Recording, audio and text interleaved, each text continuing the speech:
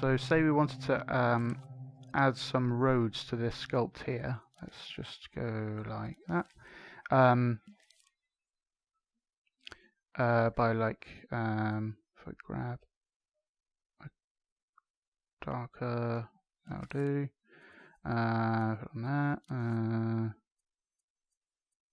that. Spray paint. And make it even darker.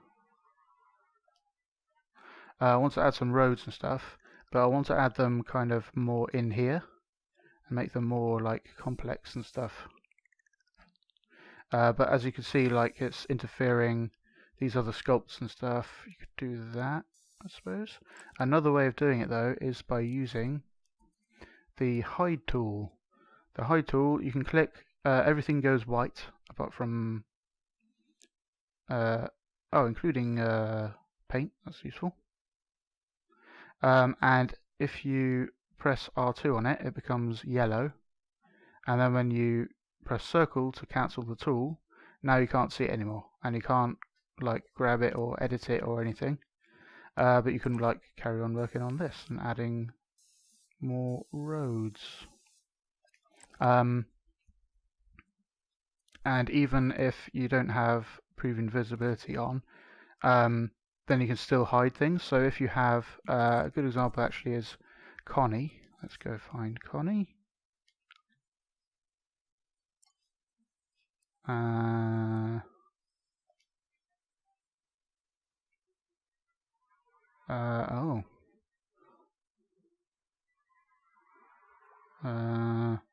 There's a version of Connie. Oh, there you go.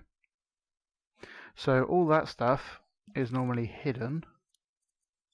But if you're working on things like emitter objects and whatnot, you might want to have preview invisibility off. But then if you want to just work on like this this cool outline thingy, but not have all this bump in the way, then you can get the hide tool and make sure to scope into whatever you want. So you can grab just that thing and then press circle, and now you can't see it. And now you can carry on working on this invisible thing without other invisible things being in the way. So just R2 on the parts you don't want. And you just press R2 on something to make it white again, and then it will be shown. Yeah, so that's a good use case for the hide tool. Yeah, so if you click on this, it will unhide everything. So then you go circle, and don't need Connie anymore. Delete that, and everything is back to the way you'll see it in the game. And of course, using this, and then if you play the game, it's not hidden anymore. It's only affects edit mode. Now freeze is something similar. Everything goes white, and you can freeze stuff. So let's say you have some huge complex level with a load of like fiddly bits. So if you've got like say this was like some large landscape, and then you have these tiny little pickups or whatever all around the place, then because they're small, you might like accidentally move the entire world accidentally now and then. If you don't want to do that, then you can use the freeze tool, and for that one they turn blue when you press R2 on them, and then when you circle out, then now you just can't grab them at all, and you can't edit them. You can't.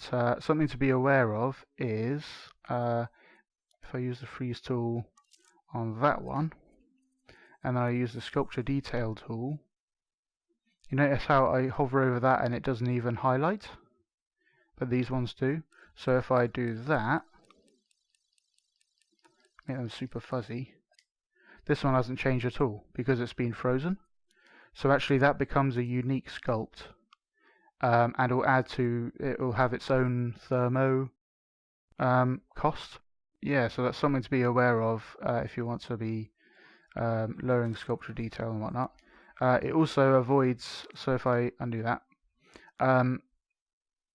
say I was working on stuff and this keeps on flickering because I'm like hovering over the big floor and then hovering over this, and it's all kind of getting a bit like stroby. I can use the freeze tool on that, like that, and then now it won't even hover because it knows you can't select it. Another solution for that, in case it's useful, is the hover effect. So you can just turn off the hover effect entirely and still grab stuff and everything works as normal, but you just don't have this hover effect. So that might be useful.